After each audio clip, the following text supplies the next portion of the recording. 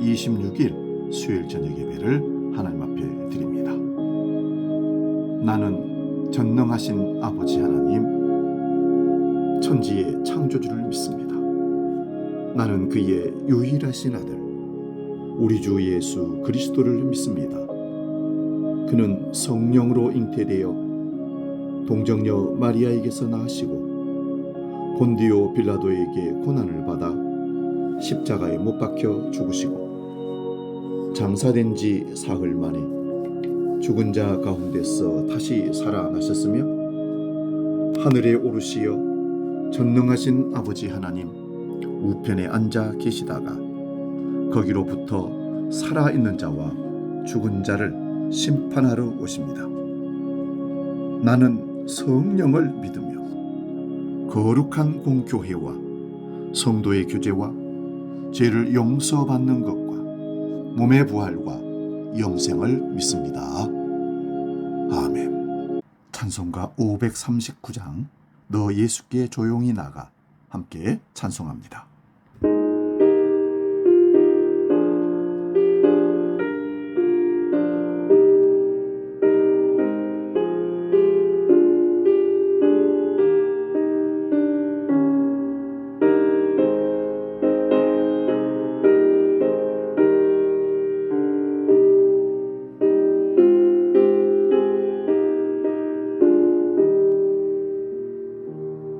너 예수께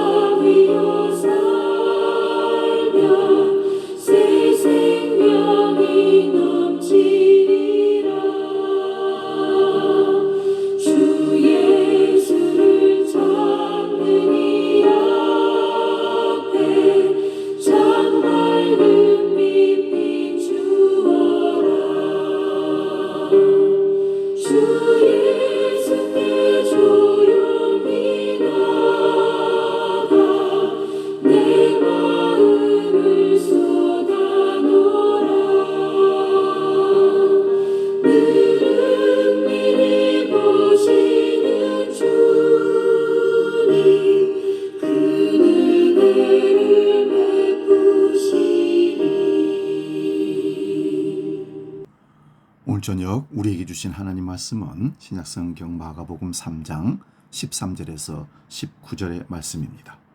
신약성경 57면에 있습니다. 마가복음 3장 13절에서 19절 봉독할 때 살아계신 주님의 음성을 들을 수 있기 바랍니다. 지금 봉독합니다. 또 산에 오르사 자기가 원하는 자들을 부르시니 나아온지라. 이에 12를 세우셨으니 이는 자기와 함께 있게 하시고 또 보내사 전도도 하며 귀신을 내쫓는 권능도 가지게 하려 하심이러라. 이 12를 세우셨으니 시몬에게는 베드로란 이름을 더하셨고 세베대의 아들 야고보와 야고보의 형제 요한이니 이 둘에게는 보아너게 곧 우리의 아들이란 이름을 더하셨으며 또 안드레와 빌립과 바돌로메와 마테와 도마와 알페오의 아들 야고보 및 다데오와 가나안인 시몬이며 또 가룟 유다니 이는 예수를 판 자더라. 아멘. 봉독한 말씀으로 마가복음 강해 17번째 12 제자를 부르심, 이런 제목으로 말씀을 상고하면서 은혜를 나눕니다. 오늘 본문은 예수님께서 12 제자를 세우시는 내용입니다. 제자를 부르시는 내용은 1장과 2장에도 나옵니다. 1장 16절에서 20절에 보면 베드로와 안드레, 야고보와 요한을 먼저 부르십니다. 이 부르심에 예수님의 전권이 드러납니다. 직업과 부모를 버려두고 즉시로 따라 나섭니다. 그리고 2장 14절을 보면 세리 마태를 제자로 부르심에 대한 논쟁의 결론은 예수님은 의인을 부르기 위해서 오신 것이 아니라 죄인을 부르시기 위해 오셨다고 합니다. 이렇게 직접 부르신 제자들만이 아니라 수많은 자들이 예수님을 따라 나섰습니다. 그리고 오늘 본문 13절입니다. 또 산에 오르셨다고 합니다. 산에 오르신다는 것은 무리와 떼어내는 일이기도 합니다. 그리고 이스라엘 백성들은 산이라고 하면 중요하게 여기는 산이 시내산과 시온산입니다. 시내산은 모세가 하나님의 계시를 받은 산이며 시온산은 다윗 왕이 준비하고 솔로몬이 세운 성전이 있는 예루살렘입니다. 예수님께서 오르신 산은 그 두 산이 아닙니다마는 예수님의 말씀은 모세와 다윗보다 더 권세 있는 말씀의 선포가 이루어집니다. 산으로 오르시면서 자기가 원하는 자들 부르시니 나왔다 합니다. 예수님께서 원하셔서 부르신 자들은 나올 수밖에 없습니다. 본문 16절에서 19절을 봅니다. 12를 세우셨다고 합니다. 12이라고 하면 우리가 이스라엘 백성이 아니라도 이스라엘의 12지파를 생각나게 합니다. 구약의 이스라엘은 12지파로 이루어진 나라입니다. 12지파가 되기까지 하나님은 아브라함을 부르시고 씨를 주시겠다고 약속하셨습니다. 아이를 낳지 못하는 아브라함과 사레 사이에 자녀를 주시겠다는 약속을 하신 하나님께서 이삭을 아브라함 나이 100살에 주십니다. 그런데 이삭을 낳기까지 아브라함과 사레는 믿음 없는 일을 합니다. 그 믿음 없는 일이 이스마엘을 낳은 사건입니다. 이스마엘을 낳고 나서 하나님은 아브라함에게 13년 동안 나타나지 않았습니다. 아브라함의 나이 99세 때에 하나님은 아브라함에게 다시 나타나셔서 나는 전능한 하나님이라 하시면서 너는 내 앞에서 행하여 완전하라 하십니다. 어떻게 인간이 하나님 앞에서 완전할 수가 있겠습니까? 이 말씀은 하나님은 자기 약속에 전능하신 하나님이시기에 그 약속을 믿으라는 말씀입니다. 그런데 하나님의 약속을 믿지 못하고 여종 하갈에게서 이스마엘을 낳은 것입니다. 이것을 사도 바울은 하갈이 시내산이며 예루살렘이며 종이라고 합니다. 하나님께서 아브라함에게 할례를 행하게 하시고 다시 이삭을 주신다고 약속하십니다. 그러면서 이름도 아브라함과 사라로 바꾸어 주십니다. 그러나 아브라함이나 사라가 다 하나님의 약속을 비웃었습니다. 그러나 하나님의 약속은 그대로 이루어져서 할례를 향한 아브라함과 생리가 끊어진 사라에게서 이삭의 태어남을 통하여 하나님의 약속을 어떻게 이루어내시는지 보여주신 것입니다. 그래서 이삭을 통하여 야곱이 태어나고 야곱을 통하여 12아들이 태어나고 이스라엘이 됩니다. 이러한 아브라함의 믿음에 대하여 바울 사도는 어떻게 말하는지 한번 살펴보겠습니다. 로마서 4장 13절에서 17절입니다. 아브라함이나 그 후손에게서 세상의 상속자가 되리라고 하신 언약은 율법으로 말미암은 것이 아니요 오직 믿음의 의로 말미암은 것이니라. 만일 율법에 속한 자들이 상속자이면 믿음은 헛것이 되고 약속은 파기되었느니라. 율법은 진노를 이루게 하나니 율법이 없는 곳에는 범법도 없느니라. 그러므로 상속자가 되는 것이 은혜에 속하기 위하여 믿음으로 되나니 이는 그 약속을 그 모든 후손에게 굳건하게 하려 하심이라. 율법에 속한 자에게뿐만 아니라 아브라함의 믿음에 속한 자에게라도 그러하니 아브라함은 우리 모든 사람의 조상이라. 기록된 바 내가 너를 많은 민족의 조상으로 세웠다 하심과 같으니 그가 믿은 바 하나님은 죽은 자를 살리시며 없는 것을 있는 것으로 부르시는 이시니라. 아멘. 하나님께서 아브라함을 부르시고 이삭과 야곱을 주셔서 12아들을 주시고 이스라엘이라는 나라가 형성되는 것은 율법으로 된 것이 아니라 믿음의 의로 된 것이라고 합니다. 하나님의 약속을 인간이 지켜내는 율법이 아니라 하나님의 약속을 믿음으로 이루어진 것이라고 합니다. 그러므로 오늘 이방인인 우리도 하나님의 자녀가 되는 것은 율법의 행위가 아니라 하나님의 은혜로 인하여 믿음으로 말미암아 약속의 자녀가 됩니다. 이것이 12지파를 통하여 드러내신 것입니다. 그래서 아브라함이 믿은 하나님은 죽은 자를 살리시며 없는 것을 있는 것으로 부르시는 하나님이심을 믿었다고 합니다. 이삭은 없는 데서 생겼고 죽은 자 가운데서 살리시는 모습을 보여주었습니다. 이것은 예수님의 태어나심의 예표도 되지만 성도가 만들어진 모습도 보여줍니다. 이렇게 구약에서 여호와 하나님께서 자기 백성을 부르시고 만들어내시는 그 내용을 지금 예수님은 산에 오르셔서 제자들을 부르시고 12를 세우시면서 하나님의 나라를 어떻게 만들어 가실지를 보여주고 계십니다. 여호와 하나님의 전권을 사람으로 오신 예수님께서 이루고 계시는 것입니다. 그러므로 이 예수가 하나님의 아들이시며 주와 그리스도임을 믿는 것이 하나님의 일이며 하나님의 백성이 되는 자들입니다. 여기에 부름받은 자들이 12명입니다. 그런데 구약의 이스라엘 12지파도 하나님의 뜻대로 살지 못했기에 결국은 멸망하였습니다. 그러나 하나님의 약속은 영원하기에 구약은 그림자의 역할이며 예수 그리스도께서 그 나라를 완성하십니다. 본문 16절에서 19절을 다시 봅니다. 시몬에게는 베드로란 이름을 더하셨다 합니다. 시몬에게 베드로라는 반석이라는 별명을 붙여주십니다. 베드로는 반석 같은 사람이 아닙니다. 하나님께서 알게 하여 주신 바른 신앙의 고백을 보시고 반석이라고 하신 것입니다. 이런 베드로가 예수님의 십자가 앞에서는 저주 맹세하면서 3번씩이나 예수님을 부인합니다. 야고보와 요한은 별명이 우리의 아들입니다. 자기들을 영접하지 않는 사마리아 마을을 하늘에서 불을 내려서 살려버리자고 한 급한 사람들입니다. 안드레, 빌립, 바돌로메, 마테, 도마, 알페오의 아들 야고보, 다데오, 가나안이 시몬이라고 합니다. 제자들의 특징들이 복음서에 다 나옵니다마는 마지막 제자는 가룟 유다인데 예수님을 판자라고 합니다. 그런데 처음 이름이 나온 베드로도 십자가 앞에서 3번이나 부인한 사람이고 가룟 유다는 예수님을 은 30에 팔아버린 자입니다. 이런 자들 12를 세우셔서 하나님의 나라를 이루신다고 합니다. 구약의 12지파의 형성과 예수님께 부르신 12제자의 모습을 간략하게 살펴본 이유가 무엇이라고 생각하십니까? 하나님의 나라는 하나님께서 이루어 가시는 것입니다. 그러면 제자들을 왜 부르시는 것입니까? 하나님의 나라가 어떻게 이루어지는지를 증거하는 자들입니다. 가룟 유다처럼 배신하여 예수님을 팔아버린다고 해도 하나님의 나라는 전혀 방해받지 않고 오히려 그 일로 인하여 이루어지는 것입니다. 그러므로 예수님께서 가룟 유다에게 내 할 일을 하라 하신 것입니다. 가룟 유다가 예수님을 팔려나가고 난 이후에 예수님께서 하신 말씀을 살펴보겠습니다. 요한복음 13장 41절입니다. 그가 나간 후에 예수께서 이르시되 지금 인자가 영광을 받았고 하나님도 인자로 말미암아 영광을 받으셨도다. 제자가 예수님을 팔려 나간 것을 보시고 예수님은 자신이 영광을 받았다고 합니다. 이것은 십자가에 죽으시는 일이 일어나는 것입니다. 그런데 그 십자가의 죽으심이 예수님이 영광 받는 일이며 예수님을 인하여 하나님도 영광을 받았다고 합니다. 그러므로 예수님은 12 중에 가룟 유다를 원하셔서 부르신 것입니다.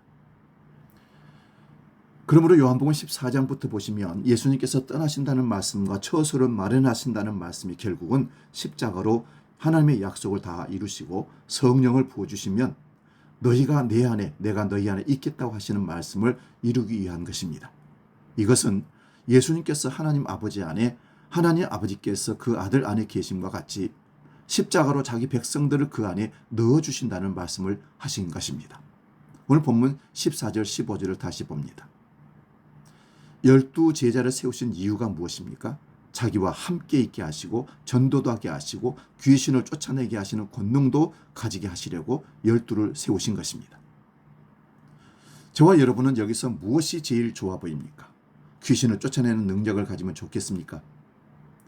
텔레비전 드라마나 영화를 통하여 비응의나 축사의 얘기가 많이 나옵니다. 그런데 귀신이 얼마나 강한지 쫓아내는 자들이 온 힘을 다하여도 잘 물러가지 않습니다. 근데 예수님 앞에 귀신들은 어떻게 합니까? 벌벌 떨면서 벌써 우리를 멸하러 오셨냐고 항복해버립니다. 그러므로 예수님께서 제자를 세우시고 하나님의 나라를 이루시는 모습이 어떤지 바르게 보셔야 합니다. 하나님께서 아브라함을 부르시고 이삭과 야곱을 통하여 12지파를 통하여 이스라엘을 만드신 것은 하나님께서 그들의 하나님이 되시고 이스라엘은 하나님의 백성이 되도록 하기 위한 것입니다. 에덴 동산에 쫓겨난 인생들을 하나님의 영원한 언약을 위하여 새롭게 창조하여 내시는 것을 성경을 통하여 계시하신 것입니다. 그래서 구약을 통하여 하나님의 자기 백성 만들기 또는 하나님의 자기 아들 만들기라는 제목으로 말씀을 드렸습니다. 그래서 여러 가지 관계적인 언어를 말씀하십니다. 남편과 아내, 왕과 백성, 목자와 양, 포도나무와 가지로 말씀하십니다. 그러므로 예수님은 12를 부르시고 자기와 함께 있게 하시는 것이 우선입니다. 예수님과 함께 있음을 통하여 예수님의 말씀과 행위를 통하여 하나님의 나라를 알게 하시는 것입니다. 예수님을 통하여 알고 맛보고 누린 그 나라를 전하는 것이 전도입니다. 그런데 오늘날 이 땅의 수많은 전도 방법론은 교인들의 숫자가 늘어나는 것을 효과 있는 전도 방법으로 선전합니다. 이런 전도 방법을 사용하였더니 어느 교회는 숫자가 얼마나 늘었다는 것을 교계 신문에 광고를 합니다. 그러나 예수님과 함께 거함으로 하나님의 나라를 맛보고 누린 자들이 전도하는 것은 전혀 다른 내용이 됩니다. 그러므로 제자들의 전도는 회개하라 천국이 가까웠다는 내용입니다. 예수님이 천국의 주인공이기에 그 예수에게 나와서 용서를 받고 그 사랑 안에 거하는 것을 전하는 것이 전도입니다. 그러면 귀신을 쫓아내는 권능을 주신 것이 무엇입니까? 귀신을 쫓아낸다고 하니 무당들이 밤새 푸닥거리 하면서 귀신을 쫓아내는 신호하는 것으로 생각합니다. 앞에서 말씀드린 대로 온갖 드라마나 영화를 통하여 구마사들이 축사하는 것으로 생각을 합니다. 그러나 예수님께서 귀신을 쫓아내게 하시는 권능을 주신 것은 개인적인 축사만을 말하는 것이 결코 아닙니다. 이 세상이 어떤 세상인지를 알게 하시는 것입니다. 우리가 볼 때의 가정과 사회와 국가에서도 인정받고 칭찬받는 사람이라고 하여도 그가 공중 권세 잡은 자 아래 갇힌 자라는 것입니다. 에베소서 2장 1절에서 3절을 봅니다. 그는 허물과 죄로 죽었던 너희를 살리셨도다. 그때의 너희는 그 가운데 행하여 이 세상 풍조를 따르고 공중의 권세 잡은 자를 따랐으니 곧 지금 불순종의 아들들 가운데서 역사는 영이라. 전에는 우리도 다 그 가운데에서 우리 육체의 욕심을 따라 지내며 육체와 마음에 원하는 것을 하여 다른 이들과 같이 본질상 진노의 자녀이었더니 이 모습이 공중 권세 잡은 자에게 붙잡혀 있는 상태입니다. 이런 자들이 천국의 복음을 듣고 회개하고 예수님을 주와 그리스도로 믿게 되면 그것이 전도하여 귀신을 쫓아내는 행위가 되는 것입니다. 고린도후서 10장 4절 6절 봅니다. 우리의 싸우는 무기는 육신에 속한 것이 아니요 오직 어떤 견고한 진도 무너뜨리는 하나님의 능력이라. 모든 이론을 무너뜨리며 하나님을 아는 것을 대적하여 높아진 것을 다 무너뜨리고 모든 생각을 사로잡아 그리스도에게 복종하게 하니 너희의 복종이 온전하게 될 때에 모든 복종하지 않는 것을 벌하려고 준비하는 중에 있노라. 사탄의 견고한 진이라는 것이 하나님을 대적하여 높아진 이론과 생각입니다. 세상의 가치관입니다. 이런 세상에서 보암직하고 먹음직하고 세상의 자랑을 추구하면서 살아간 자들이 죄와 사망 아래 갇힌 자들입니다. 이런 자들에게 복음을 전하게 하여 회개하고 예수를 믿게 되면 예수님과 함께 있게 되는 것이죠. 하나님께서 천지를 창조하신 것은 하나님 백성들과 함께 거하시기 위한 것입니다. 하나님과 함께 거하시기 위하여 예수 그리스도의 희생으로 자기 백성들을 창조하여 내셔야 하는 것을 성경이 계시하고 있습니다. 아담과 하와가 타락하기도 전에 아담의 옆구리에서 갈빗뼈를 취하여 하와를 만들어내는 것입니다. 이것은 그리스도와 교회의 비밀을 말하는 것이라고 바울사도가 에베소서 5장에서 말씀합니다. 예수님께서 십자가에서 그 옆구리를 찔리시고 물과 피를 흘리신 것입니다. 그러므로 그리스도의 희생으로 자기 신부된 교회를 만들어내신 것이 십자가의 복음입니다. 이러한 전달을 통하여 예수를 믿는 자들에게 주님은 영원히 함께 하시는 것입니다. 본문 13절에서 14절을 다시 봅니다. 제자들을 부르신 이유 첫 번째가 예수님과 함께 있게 하기 위해서 부르신 것입니다. 그리고 전도하여 귀신을 쫓아내는 것은 복음을 전하여 귀신에 붙들려 있는 자들, 죄와 사망에 갇힌 자들에게 복음을 전하여 그들이 믿고 돌아오게 되면 주님과 함께 거하게 되는 것입니다. 바울 사도는 너희를 정결한 처녀로 그리스도에게 중매한다고 한 것입니다. 마태복음 1장 21절에서 23절 봅니다. 아들을 낳으리니 이름을 예수라 하라. 이는 그가 자기 백성을 그들의 죄에서 구원할 자이심이라 하니라. 이 모든 일이 된 것은 주께서 선지자로 하신 말씀을 이루려 하심이니 이르시되 보라 처녀가 잉태하여 아들을 낳을 것이요 그의 이름은 임마누엘이라 하리라 하셨으니 이를 번역한즉 하나님 우리와 함께 계시라 함이라. 예수님의 뜻이 자기 백성을 저희 죄에서 구원하시는 것입니다. 이 일을 위하여 십자가에서 다 이루시고 성령을 부어주심으로 임마누엘 하십니다. 주님과 함께 사는 것이 구원입니다. 주님이 영원한 생명이시기에 주와 함께 사는 것이 영생입니다. 그러므로 제자들을 부르시고 전도하게 한 목적은 영원한 생명이신 예수 그리스도와 함께 거하는 것입니다. 주와 함께 거함이 영생입니다. 복음 찬양 부르신 곳에서 찬양하고 함께 기도하겠습니다.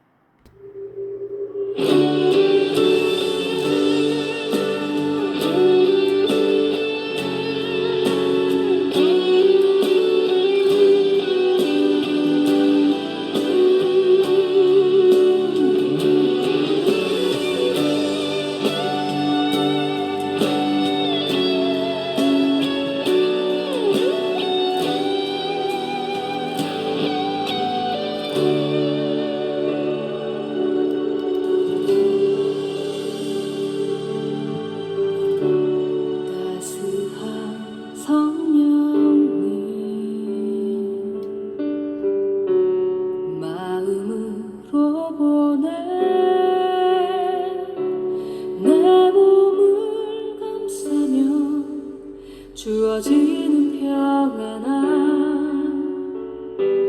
만족함을 느끼네. 사랑과 진리에 한 주 깊이 보내. 내 몸을 감싸며 주어지는 평안함 그 사랑을 느끼네.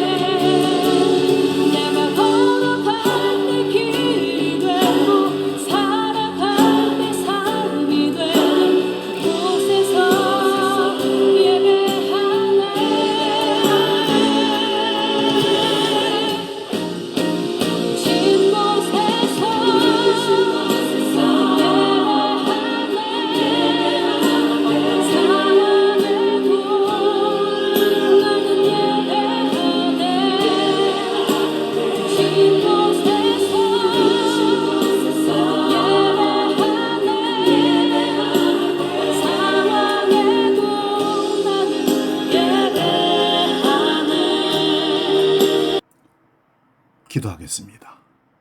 자격 없는 저희를 주님의 뜻대로 부르시어 주님과 함께하는 은혜의 자리에 세워주시니 감사합니다. 연약하여 넘어지고 주님의 뜻을 온전히 따르지 못했던 저희의 허물을 용서하여 주옵소서.